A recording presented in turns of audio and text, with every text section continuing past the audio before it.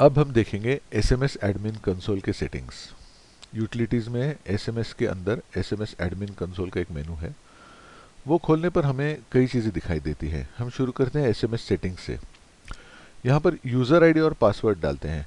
हम कोई एक पर्टिकुलर एसएमएस प्रोवाइडर सिलेक्ट करते हैं जिससे हम एसएमएस क्रेडिट्स खरीदते हैं। उस अकाउंट का यूज़र आईडी और पासवर्ड यहाँ डाला जाएगा। सेंडर आईडी भी डाला जाएगा जो एसएमएस के अकाउंट से कनेक्टेड है। यहाँ पर हम प्रोवाइडर सिलेक्ट कर सकते हैं। इतने सारे प्रोवाइडर्स, कई सारे रिटेल वेयर से ऑलरेडी इंटीग्रेटेड हैं। आप इनसे क्रेडिट लेकर यहाँ पर सेटिंग कर सकते हैं। इसे सेव कर देंगे, ये सारे सेटिंग्स सेव हो जाती हैं। हमारे पास कई सारे मैसेजेस हैं जो डे क्लोज पे जाते हैं, अलर्ट्स जाते हैं, लेकिन ये किसे जाने चाहिए? तो यहाँ पर हमारे कई यूज़र्स होते हैं। हम सिलेक्ट करते हैं कौन से यूज़र को क्या क्या मैसेज चाहिए। जैसे message day close, day close के ऊपर आज का कितना सेल हुआ, क्या हुआ, उसे अगर जाना है तो यहाँ पर उसे हम डिफाइन कर देंगे कि ये यूज़र को ये मैसेज मुझे देना है। इतनी सी बात है। यहाँ पर उसे सेव कर देंगे तो उस यूज़र को वो मैसेज जाएगा। अगर हम चाहें किसी का निकालना तो निकाल भी सकते हैं। एसएमएस मास्टर में हम मैसेज डिफाइन कर सकते हैं जो कि बर्थडे या एनिवर्सरी को कस्टमर को ऑटोमेटिकली भेजा जाएगा। यहाँ पर हम अगर बर्थडे मैसेज सिलेक्ट करते हैं, यहाँ पर मैसेज टाइप कर सकते हैं। एक्सपायरी डेज क्यों है? बहुत अच्छा ख्याल मन में आता है।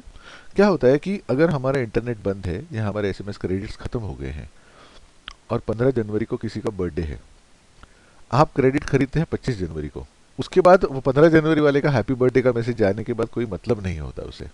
इसलिए हम एक्सपायरी डेज रखते हैं कि अगर उसके बर्थडे के 2 दिन के अंदर तक वो मैसेज गया तो ठीक, नहीं तो उसे एक्सपायर कर दिया जाता है, यानी वो नहीं भेजा जाता। ये 2 दिन रखना है, 1 दिन रखना है, इसका आप तय कर सकते हैं।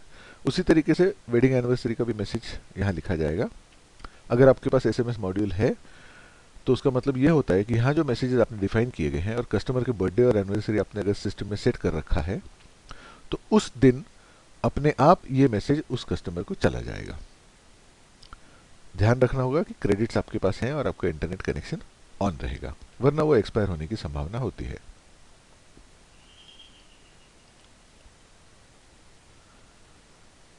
कई बार हम देखते हैं कि कस्टमर्स नहीं चाहते ये मैसेजेस आपके, वो डिस्टर्ब होना नहीं चाहते। एक आसान तरीका होता है कि आप उनका मोबाइल नंबर आपके रिकॉर्ड से हटा दिया जाए कस्टमर मास्टर से। लेकिन किसी कारण से आपको रखना भी है, लेकिन वो कस्टमर को कोई भी मैसेज नहीं जाना चाहिए, तो यहाँ ऑप्ट आउट लिस्ट आप क्रिएट कर सकते हैं जिसमें आप कस्टमर का मोबाइल नंबर और उसका नरेशन लिख सकते हैं कि क्यों वो ऑप्ट आउट करना चाहता है। इस लिस्ट में जितने लोग होंगे उन्हें मैसेज नहीं जाएगा।